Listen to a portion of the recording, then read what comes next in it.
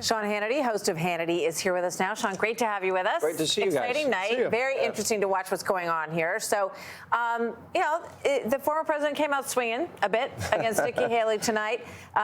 Obviously happy that he won, but not happy that she wasn't penitent enough, I guess.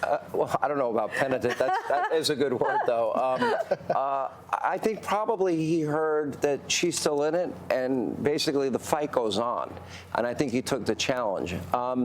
I would prefer he probably look at Biden, but you got to stand back, and we got to look at this. There has not been a candidate that has won Iowa and New Hampshire since 1976. You look at the record that he set in Iowa. I think the record prior to that was 1988, and Bob Dole had 12.8%, and he wins by 30% in Iowa.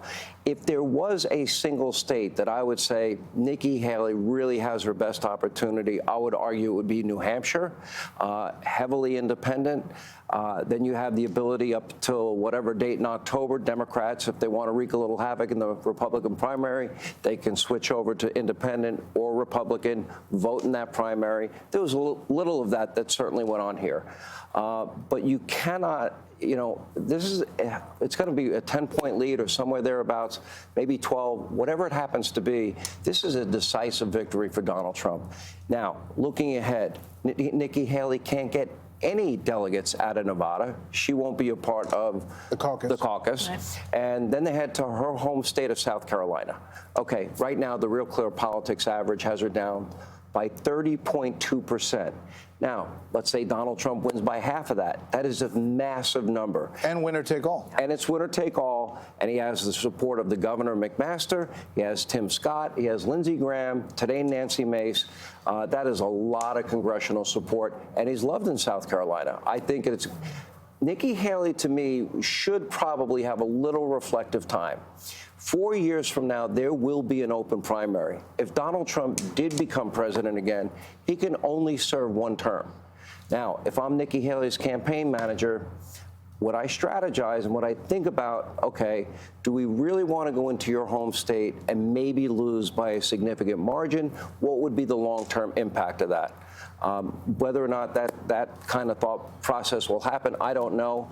That's what I would be asking if I was a campaign manager. In the modern era, the former president is the only candidate to win the New Hampshire primary 3 times.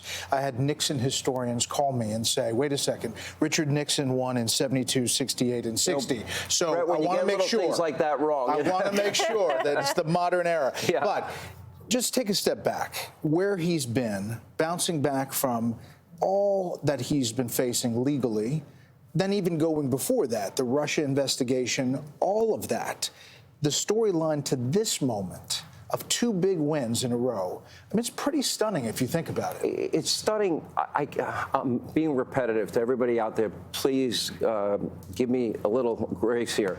But he defies all conventional political gravity. He is unlike any candidate we have ever seen in our lifetime, any that I can think of in history.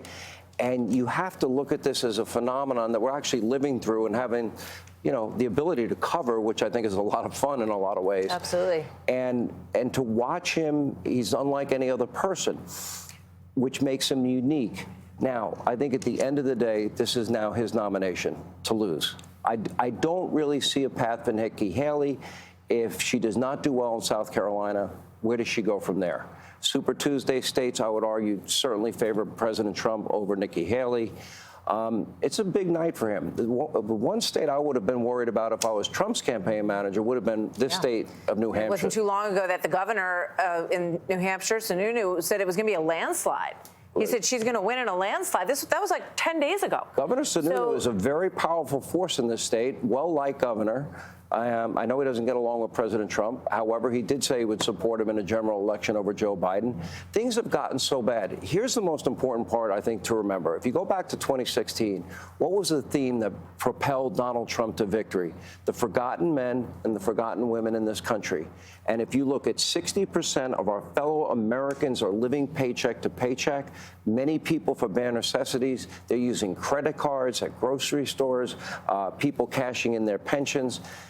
So the stock market gains are great, but that impacts about 8% of the population. Quickly, before we have to let you go, the Democratic side, this write-in, President Biden's going to win, but Dean Phillips is going to get over probably 20% in the New Hampshire primary. And if you look at that and the weakness of the approval of the president, that tells a story in and of itself. Yes. I think it does, and I really think it was a huge mistake. I was watching Bill Hemmer earlier tonight point out that when Joe ran in 2020, Joe Biden, he got, I think it was 8% of the vote here in New Hampshire.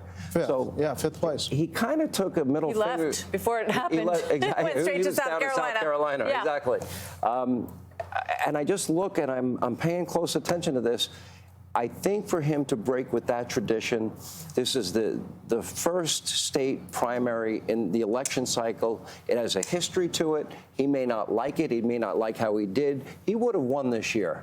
And I think it was a big mistake for him to bypass both Iowa and New Hampshire. And I think he should have run a traditional campaign that way. It's not like he would have had to debate anybody. However, we have pointed out, as of Friday, out of 27 days, he'd only been public for 5 of those 27 days.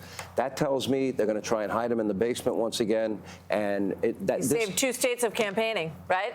With that method. So here's the message. It's going to be simple. They're going to talk about democracy in peril, January 6th. We hate Donald Trump, and abortion, and Republicans are racist, sexist, and they have every phobia known to man, Martha. You may not know that. Sean, it's always great to see you. Thanks for sticking You guys around. have been doing a great job. You've been on all day, throughout the day. So great job to both of you. great to see you, Good to Sean. see you guys. Thanks for coming by. You bet. Hey, Sean Hannity here. Hey, click here to subscribe to Fox News YouTube page and catch our hottest interviews and most compelling analysis. You will not get it anywhere else.